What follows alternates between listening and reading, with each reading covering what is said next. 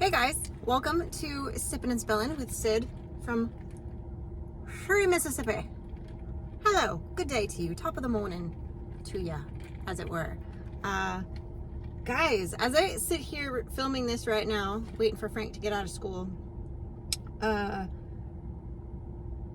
we are less than 1,100 subscribers away on 3 Mississippi from that 100K mark. It's crazy. It's nuts, guys. My goal for a long time has been to hit that mark, and we kind of stalled out for a while. We were struggle busting there, but then it's been picking back up, and I guess the YouTube gods are smiling on us. I don't know. So we're inching towards it, and I'm really excited. In yesterday's Sippin' and Spillin', I mentioned to you guys that we were getting close, and for some ideas on what we should do to kind of commemorate the 100K mark, because it's a big milestone, and we've celebrated other milestones with you guys as we've hit them along the way, in different ways, depending on, what was going on in our life and the vibe and all of that. But I think probably a lot of milestones we kind of just let pass because we were focused on other things, I guess. I don't know. But this one is a big one that I definitely want to celebrate. So I think, it's very plausible at the rate we've been going. I don't want to jinx myself, but it's very plausible by next week's live, we could be at that 100K mark. So I'll probably do some kind of giveaway during the live, something like that. And then I do want to do a video to commemorate hitting the 100K. And a couple of you had ideas about, doing the giveaway and then doing a situation where we kind of show the progression from the beginning to where we are now. I like that idea. However, here's my issue with it, and tell me what you guys think. We just did our kind of first year in Mississippi review video, which granted mostly takes place in Mississippi. There's a little bit of like the packing and the buildup and all of that stuff.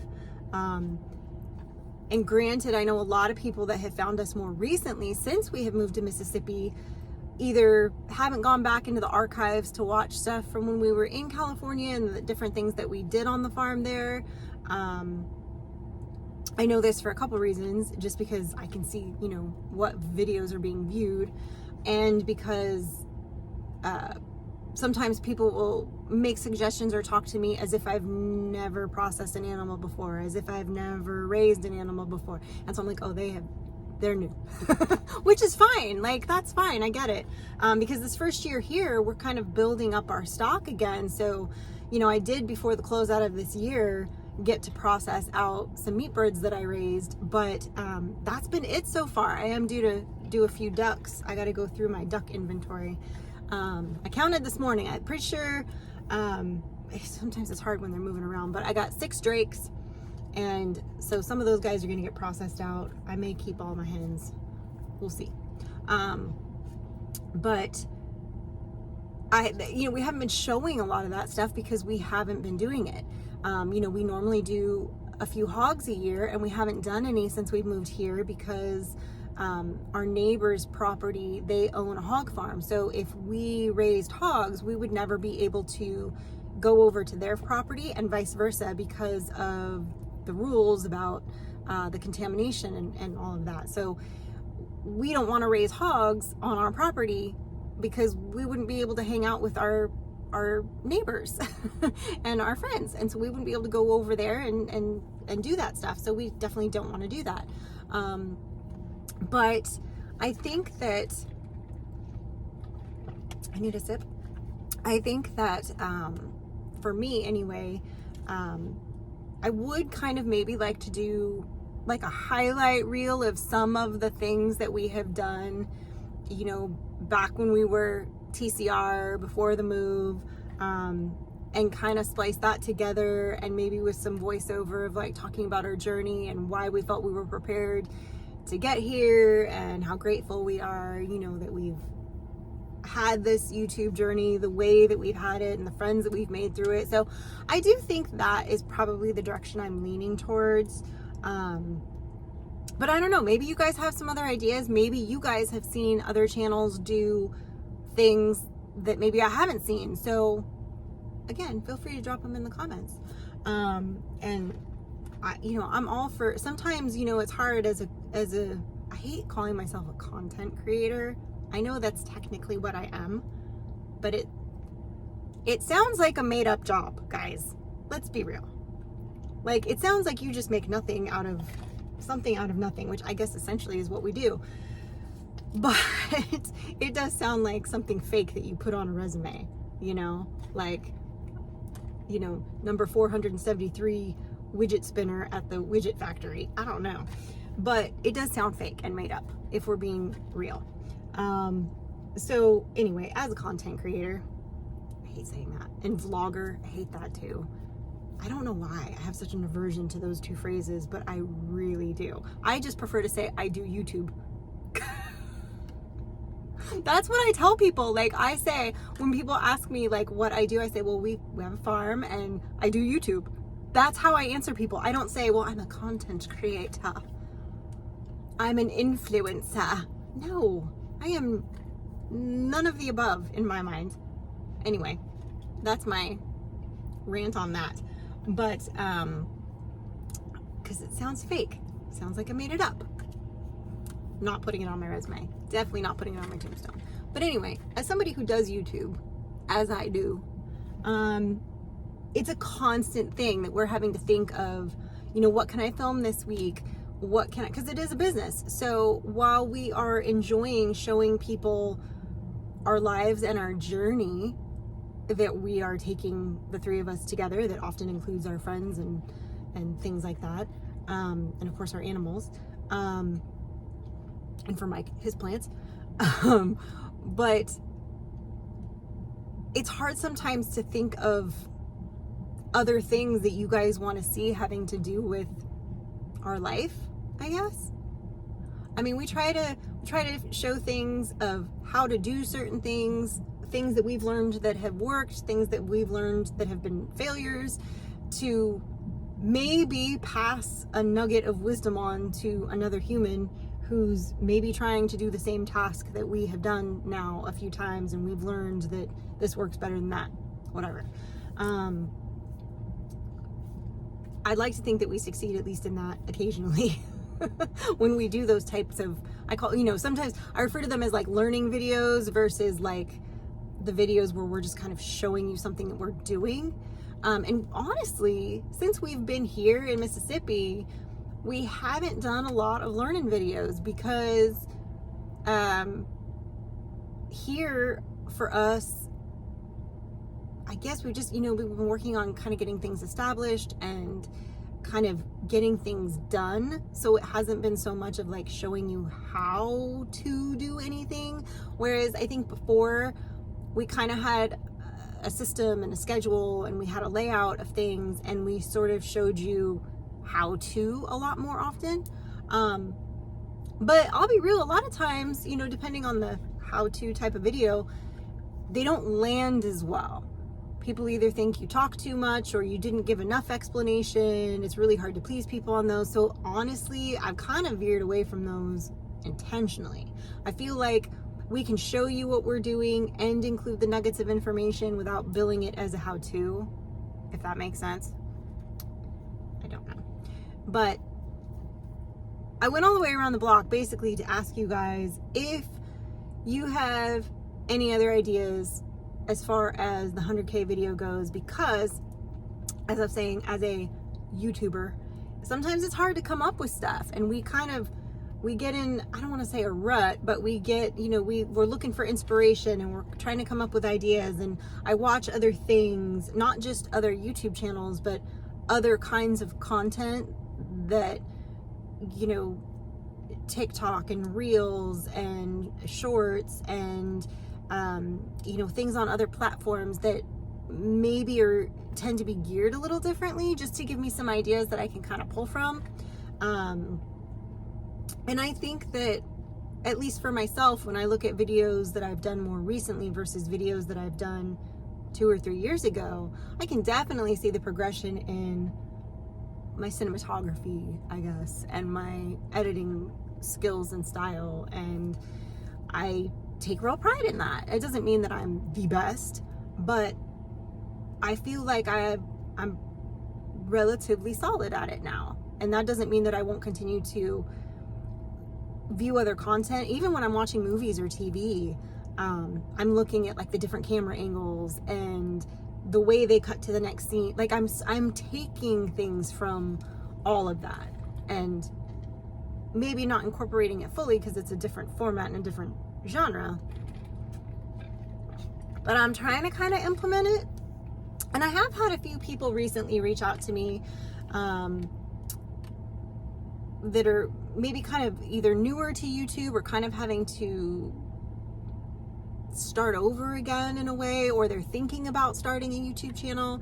I've had a lot of those in the last few weeks, and I always feel funny giving anybody advice about YouTube because YouTube was never on my radar. I've told you guys this before. Mike decided he was going to film breaking down one of our hogs and decided he was going to do YouTube, and I was not interested at all. I never watched YouTube. I didn't understand YouTube. I thought it was weird. I still think it's weird. But it just wasn't on my radar. And then we had, shortly after he started the channel, we kind of had a video go, I don't know, it wasn't like fully viral, but it went a little crazy, and it went quasi-viral and really bumped us. And it was a weird video about putting the chicken plucker together. And then anyway, we had a series of little things like that where we got a bunch of spikes. And our what's the best tool to dispatch a hog video is at like 5.3 million views.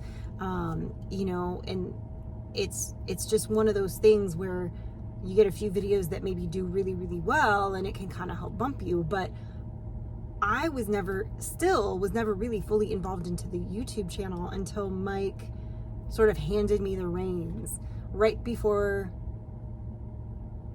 the vid hit in 2020. He was like, I'm too busy at work. I don't have time to keep us on a schedule. We have good momentum. Like, I feel like you could do this. And I'm like, okay, cool. No, I don't need to pull up yet. Just checking. And I think for me, it was a really steep learning curve because, number one, it wasn't something I was super interested in at first. And number two, I had no idea what I was doing. I'm not super computer savvy at all. And so I had to teach myself how to do the editing software. I had to teach myself how to offload stuff. I had to figure it all out. And so if you go back and look at videos from like December of 2019, the editing is terrible. Like it's just awful because I had no idea what I was doing. But by golly, I got us on a schedule and I hunkered down and figured it out. But so I do kind of feel funny when people come to me for advice, because my advice to them is like, hunker down and figure it out. Like, there's nothing that I can tell somebody to duplicate or to do other than be consistent and do what you're doing. Like, whatever your thing is that made you passionate enough to be like, I want to start a YouTube channel, do that.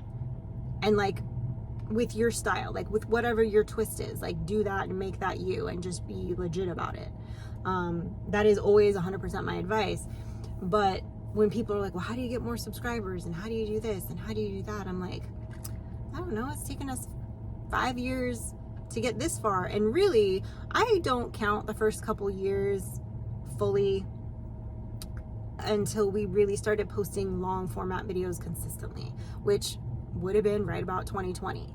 So really, for the last 3 years, I feel like is when we've really been working it as a business. Before then, I mean, I was doing lives consistently for quite some time before that. But that was really my only contribution to the channel in that sense of consistency. because I was like, I don't know how to work the camera, and I don't know how to do the thing, and I don't want to. But when Mike was like, here, do it, I had to figure it out and sink or swim. So, you know, I guess there are people that, you know, watch 3 Mississippi, or maybe, you know, also watch here, that are contemplating starting a channel, or maybe have a channel, but they don't know, they just haven't had, they haven't been able to pick up any speed. And here's what I would say. Some people have really good, and I'm not saying this about myself, I'm not trying to toot my own horn in any way when I go through these explanations at all. Some people are comfortable in front of a camera talking to themselves in parking lots like I am right now.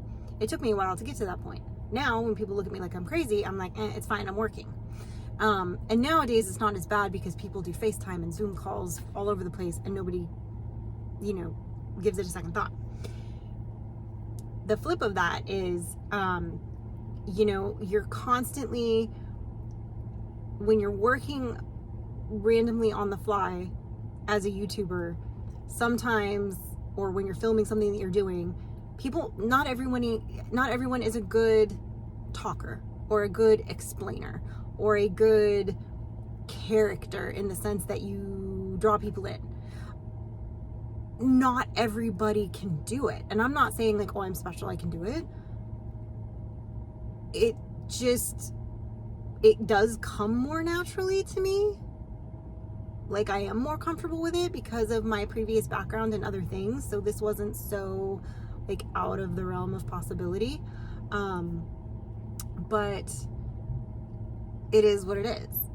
So, but some people clam up in front of the camera. They don't have the personality for it. They maybe aren't very gifted with the camera and making things pretty and put together. So if you don't have either of those two things, like if you clam up on camera and you start not making sense, and it's not for you. If you can't hold the camera still and you're shaking and you're zipping around and nobody can follow it, and then maybe YouTube's not for you. But if you have at least one of those two things, like if you're like you're really good with the camera and you're really good at painting a picture, you can get away with not seeming as comfortable in front of the camera, I think. And vice versa. If you are a firecracker on camera and people are just drawn to you and whatever, but your camera skills kind of suck, you can probably get away with it because people are drawn to you. So, and if you got both, or at least a skosh of both, you're pretty good. You're in a good starting place. And if you continue to just grow both of those things while doing the thing that made you happy and excited to do YouTube in the first place, you'll be in a good spot, in my humble opinion. So that's all I have to say about that. So I hope that feels like good advice to anybody who might be listening or whatever. And I have responded to the people that have messaged me about stuff, and you know, but sometimes it's easier for me to just ramble on here to you guys than it is for me to like type out my thoughts coherently without spending an exorbitant amount of time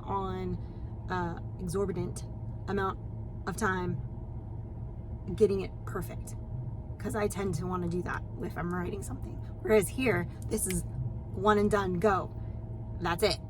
So anyway, guys, from your current content creator YouTuber over here, stay blessed and safety's off.